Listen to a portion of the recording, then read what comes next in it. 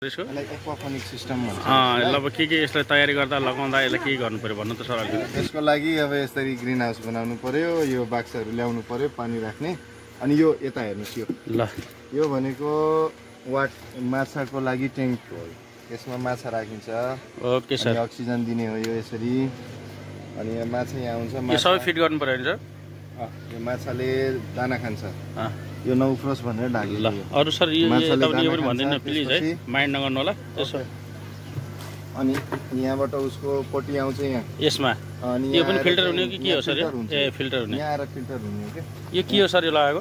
यो खोले साग र यो पुदिना। यसले फिल्टरमा चाहिँ राम्रो सहायता गर्छ। अनि गिट्टीहरू पनि हाल्नु पर्छ हैन? गिट्टी नै हो। ए अनि त्यसपछि वाह न्युट्रिसन चाहिँ यता आउँछ यो पानीमा। अनि यसरी उमार्ने हो। यो उताबाट न्युट्रिसन आउँछ र बिरुवाहरू यही पानीमै यसरी नै तैरिएको हुन्छ नि।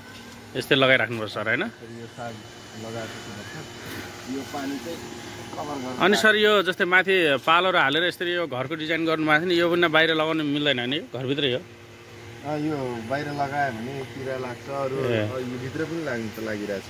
यो पनि के लगाउनु भएको? यो काँको हो। यो साग छ, काँको छ, परीक्षणमा छ। अनि सर अहिले परीक्षणमा हुनुहुन्छ, आगामी दिनमा के छ योजनाहरू? यो सफल भयो भने हामी ठुलो रूपमा। ल थ्याङ्क यू सर।